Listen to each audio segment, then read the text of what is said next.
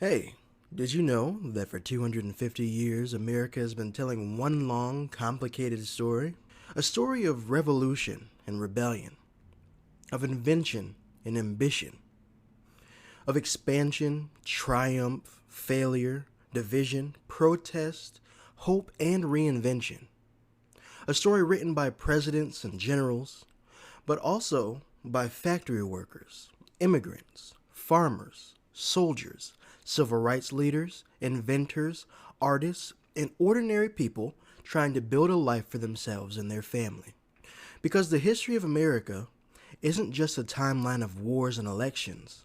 It's the story of how a country and the people living inside of it became who they are. Every generation inherited a different America. The generation of 1776 fought to create it. The generation of the Civil War fought over what it meant. The generation of the Industrial Revolution transformed it into a world power. And the generation of the Great Depression struggled to survive it. And the generation of World War II defended it. And every generation since has argued, protested, celebrated, criticized, and reshaped the country in its own way. That's why history matters. Because whether we realize it or not, the America we live in today was built by every moment that came before us. And this year, America pauses to reflect on that story, to celebrate where it's been, to argue about where it's going, and to ask what kind of country it wants to be next. This is the story of America.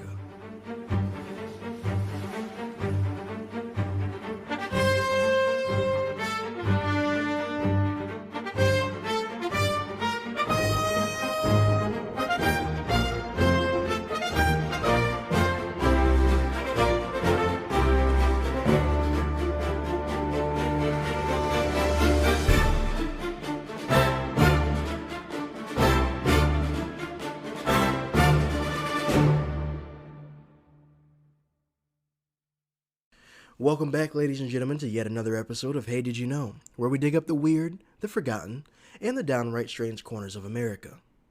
Now, normally, we focus on one strange story or forgotten moment or a bizarre piece of history.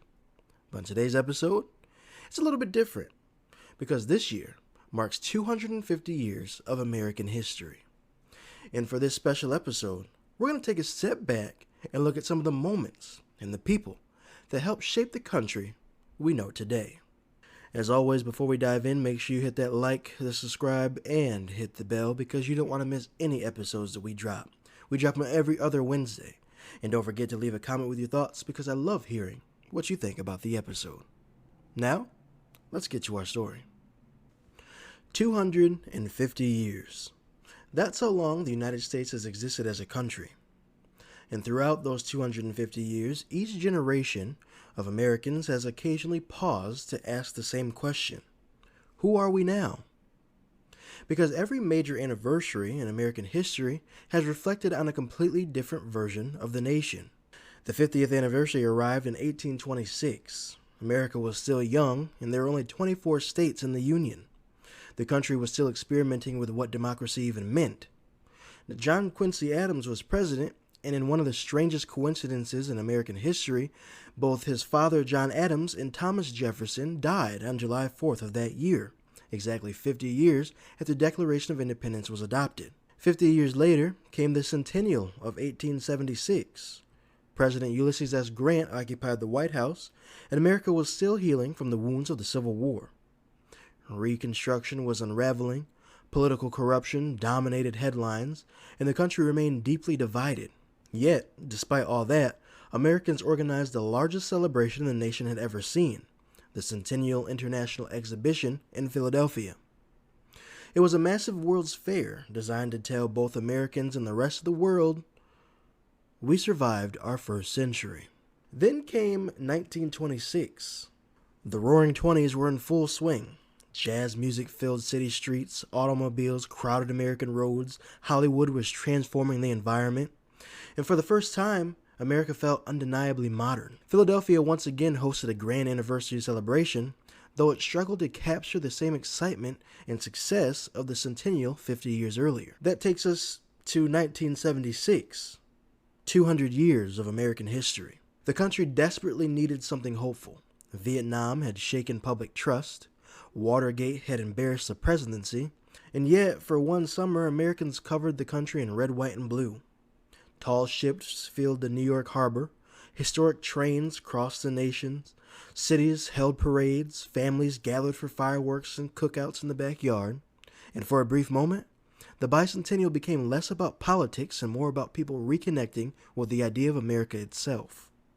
And now, here we are yet again, America's 250th birthday. President Donald Trump currently holds the nation's highest office as the country prepares for yet another anniversary milestone. And like every generation before it, America arrives at this moment facing similar questions about identity, freedom, opportunity, and the future. But if history teaches us anything, it's that America has never been a finished story. Every generation inherited a different country than the one before it. The generation of 1776 created a nation. The generations that followed expanded it, challenged it, transformed it, and reimagined it. Immigrants crossed oceans searching for opportunity. Workers fueled the Industrial Revolution. Activists fought to expand the promises of freedom and equality. Inventors changed the way the world moved, communicated, and created. Artists and musicians built cultural movements that reached far beyond Americans' borders. So as the United States celebrates 250 years, perhaps the most important question isn't simply just who we are today, but it's how we got here.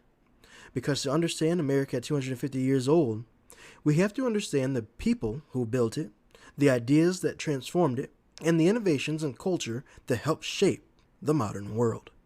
When people talk about American history, they often focus on presidents, Washington, Lincoln, Roosevelt, but not all of American history was written in the White House. Because America wasn't built by a handful of famous leaders, it was built by millions of ordinary people. Throughout the 1800s and the early 1900s, millions of immigrants arrived from every corner of the world. Irish families fled from the Great Famine. Germans escaped political unrest and economic hardships. Italians sought opportunity after generations of poverty. The Jewish fled persecution and violence. Chinese immigrants crossed the Pacific searching for work and a chance at a better life. Each group carried its own story, but many shared the same hope that somewhere in America they could start over. And here's something that a lot of people don't realize. During the peak years of Ellis Island in the 1900s, immigrants didn't need passports or visas to enter the United States. For most arrivals, the entire inspection process lasted only a few hours. Doctors quickly checked for signs of disease, officials asked a handful of questions, and many were free to begin a new life. Of course, not everyone was so fortunate. Some spent days or weeks in hospital wards on the island, and others were detained or sent back home. But for millions of immigrants, Ellis Island became the gateway to a new future. At the same time, America was undergoing one of the greatest economic transformations in human history. The Industrial Revolution changed everything. Factories rose across the landscape, railroads connected distant parts of the continent, steel mills, shipyards, textile factories, and assembly lines turned America into one of the world's leading industrial powers. And strangely enough, part of that story began with what Britain considered industrial espionage. In 1789, a skilled English textile worker named Samuel Slater arrived in the United States. At the time, Britain tightly guarded the secrets behind its textile machines and even outlawed the export of industrial blueprints, so Slater did something remarkable. He memorized the design of the machinery before leaving England and recreated it in America from memory. His Rhode Island textile mill became the first successful water-powered cotton spinning mill in the United States. To the British, he became known as Slater the Trader, but to Americans, he became the father of the American Industrial Revolution. Other Americans were fighting a different battle. For much of the nation's history, millions of citizens were denied rights and opportunities because of their race or their sex. Women organized for decades to secure the right to vote. Activists marched, petitioned, and demanded a voice in the nation's democracy. In 1920, the 19th Amendment finally granted women the right to vote nationwide. But the struggle for equality didn't end there. The civil rights movement challenged segregation and discrimination that had persisted for generations. Men and women marched in the streets, faced arrests, endured violence, and demanded that America live up to the promises written in its founding documents. Progress was often slow, and sometimes painfully slow, but each generation pushed the country a little further towards its ideas. America's story doesn't stop at its own borders, because over the past 250 years, the United States didn't just transform itself, it helped transform the world. For all of America's struggles, disagreements, and contradictions, the country has also contributed ideas, inventions, and cultural movements that reach far beyond its shores. In many ways, America's influence can be found almost everywhere. For thousands of years, human beings dreamed of flight, but nobody had successfully built a machine capable of sustained, controlled, powered flight. That's when two brothers from Dayton, Ohio decided to try. Orville and Wilbur Wright weren't wealthy businessmen or university professors. They ran a bicycle shop, and the skills they learned building and repairing bicycles helped them solve one of history's greatest engineering challenges. After years of experimentation, countless failures, and thousands of hours studying flight, the brothers traveled to Kitty Hawk, North Carolina, choosing location for its steady winds and open, wide, sandy landscape. And then on December 17, 1903, everything changed. Orville Wright climbed into a fragile aircraft made out of wood, wire, and cloth, and the airplane lifted off from the ground. The flight only lasted 12 seconds and traveled only 120 feet, and by modern standards, it doesn't sound that spectacular. But for them, for the first time in history, a powered aircraft carried a human being through controlled flight. And within decades, airplanes would connect continents, and people would cross oceans in hours rather than weeks. Billions of passengers travel through the skies every year because of two brothers from Ohio who refused to stop tinkering with an impossible idea. Then there's film, and most people associate the movie industry with Hollywood, and it's easy to see why. By the Roaring '20s, Hollywood had become the center of global entertainment. Movie stars were becoming celebrities on a scale the world had never seen before. Clara Bow captivated audiences as the original It Girl. Colleen Moore helped popularize the bob haircut that defined an entire generation. And Lon Chaney amazed moviegoers with his incredible transformations, earning him the nickname the Man of a Thousand Faces. But America's movie story didn't begin in California at all.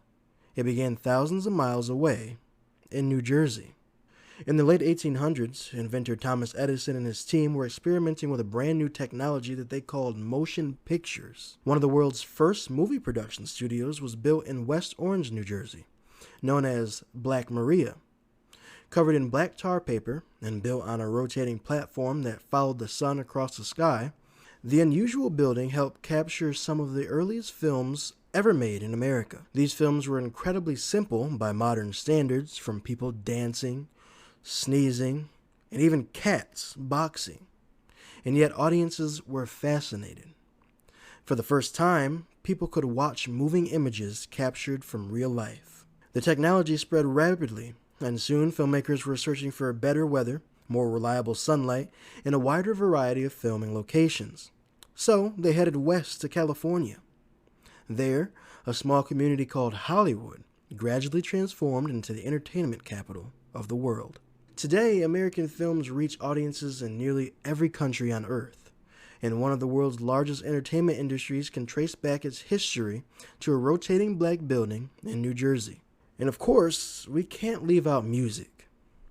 Few American creations have influenced the world like jazz, and its story begins in New Orleans, a city unlike any other in America. For centuries, New Orleans was shaped by African, Caribbean, French, Spanish, and American influences. Musical traditions from many cultures mixed together in the streets, churches, dance halls, and neighborhoods. Out of that cultural blending came something entirely new, jazz. It borrowed elements from blues, ragtime, brass band music, spirituals, and African musical traditions, but jazz was more than a new style of music. It introduced a new way of thinking about music, improvisation. Musicians creating in the moment and building on one another's ideas, which made every performance unique. Artists like Louis Armstrong helped bring jazz to audiences around the world, and soon the music spread far beyond New Orleans, then far beyond the United States, and its influence can still be heard today. Blues, rock and roll, rhythm and blues, funk, soul, hip-hop, and even modern pop People who have probably never even listened to a jazz record have almost certainly heard music shaped by its legacy. And for 250 years, America has not only been shaped by the world, it's helped shape the world in return through invention, culture, creativity, and through ideas that traveled far beyond its borders. American ideas reached the world in ways few could have imagined. Which brings us to perhaps the most important question of all. What comes next? And yet, for all that's happened over the last 2.5 centuries, the most remarkable thing about America's story may be this: it's still being written. The next chapter hasn't been decided. The next great invention hasn't been invented. The next movement hasn't begun. The next generation hasn't left its mark. Not yet. Because history isn't something that only happens in textbooks. It's something that happens every day. And someday, people are going to look back on America's 250th birthday the same way we're looking at the generations before us. And they're going to ask who we are, what we believed, what we built, and what kind of country we chose to leave behind. So I say happy 250th birthday, America. And wherever the next chapter leads, it will become history too. Thank you so much for watching. And as always, until next time, thank you for listening.